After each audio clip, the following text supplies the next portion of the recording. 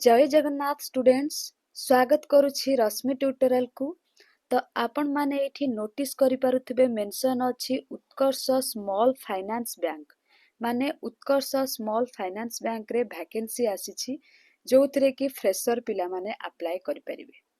आपण माने फुल वीडियोटी को देखिले एलिजिबिलिटी क्राइटेरिया जानि परिबे माने केमिति कोन अप्लाई करिवे इंटरव्यू केबे सब किछि सेति पई कहबी वीडियोटी को शेष पर्यंत देखिबे।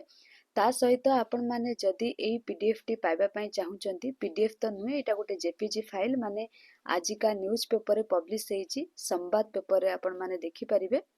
तो एटा आपण मानको मिलि जिवो टेलीग्राम चैनल रे डिस्क्रिप्शन बॉक्स रे टेलीग्राम चैनल रो लिंक अछि सेठी क्लिक करिकि आपण माने जॉइन हे परिबे। तो जेउ माने कमेंट करूछंती कि मैम टेलीग्राम चैनल रे क्लिक कला परे हो नाही जदि आपण माने क्लिक कला परे हो नाही ताहले आपण माने कोन करिवे डायरेक्ट टेलीग्राम रे रश्मि ट्यूटोरियल सर्च करि देबे सेथिरे आपण मानकर टॉप रे जोटा आसीबो क्लिक करि देबे आपण माने सेठी सब इंपोर्टेंट पीडीएफ पाई परिबे ता सहित इंपोर्टेंट न्यूज मध्ये जानि परिबे।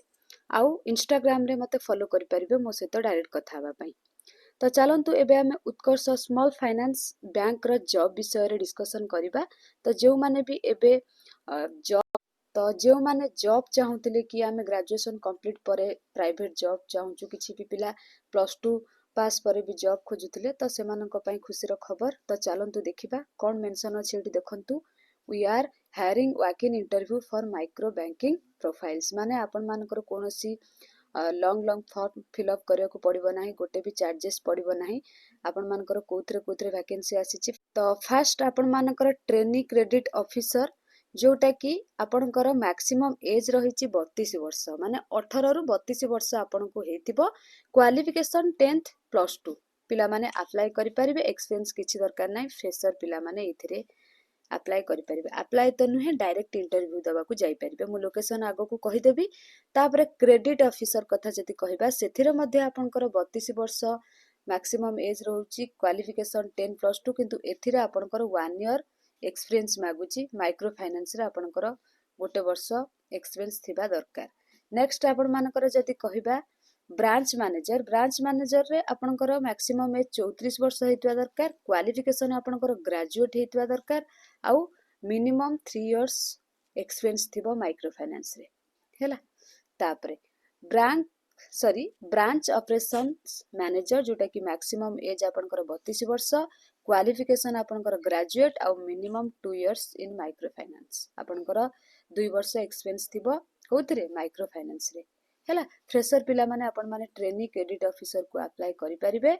एठी आपणकर मेंशन अछि walk in interview on January 18 2025 आपणकर 18 तारिख दिन आज तो 16 तारिख शुक्रवार होची 17 शनिवार होची 18 तो आपण मानकर शनिवार दिन 9:30 रु गोटे भितर इंटरव्यू हबो आपणकर पाख लोकेशन जोठी आपण माने सेठी जाई कि इंटरव्यू देई परिबे जेमिति कि भुवनेश्वर रे आपणकर प्लॉट नंबर 267 एडी मेंशन अछि प्लॉट नंबर टा रसुलगढ़ स्क्वायर भुवनेश्वर।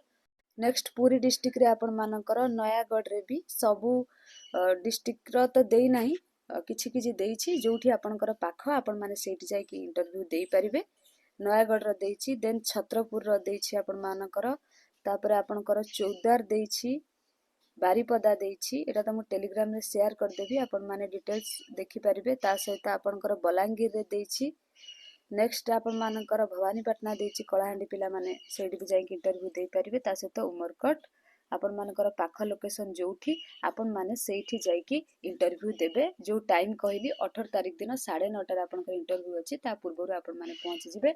आउ आपण मानकर एठी रिक्वायर्ड डॉक्यूमेंट कोन लागिवो सीवी माने आपनकर रिज्यूम टा मु बारंबार कहिछि आपनकर रिज्यूम दरकार तो रिज्यूम आपण माने परफेक्ट भाबे बनेइथिबे। मु खूब शीघ्र वीडियो आनुची रिज्यूम रो माने केमिति आपण माने भलो से बनै परिबे गोटे भलो रिज्यूम से रिलेटेड गोटे वीडियो खूब शीघ्र आनुची आपण माने रिज्यूम नेबे ता सहित 1 पासपोर्ट साइज फोटो नेबे आधार कार्ड नेबे ता सहित पैन कार्ड आ जदी एक्सपीरियंस अछि ताले 3 मास रो सैलरी स्लिप नेबे जदी एक्सपीरियंस नाही फ्रेशर पिला माने केवल सीवी पासपोर्ट साइज फोटो आधार कार्ड पैन कार्ड नेकी जिबे। आ गोटे कथा एटी मेंशन अछि आपण मानकर कहिछि note USF BL does not charge any kind of free from candidates for requirement. गोटे भी चार्जेस आपन नेबे ना से जदि भी कहीं मागे आपण मैंने देवे ना से लोकेशन जाकि से टाइम रे पहुँची जिवे। एटा होची ऑफिशियल वेबसाइट। आउ जदि किछि डाउट अछि आपण माने मते कमेंट सेक्शन में कमेंट करके पचारि परिबे। ठीक अछि, ये थिला आपण मानक पय गोटे प्राइवेट जॉब रो इंपोर्टेंट अपडेट। जहाँ डाउट थिला आपण माने मते पचारि परिबे। Thank you all.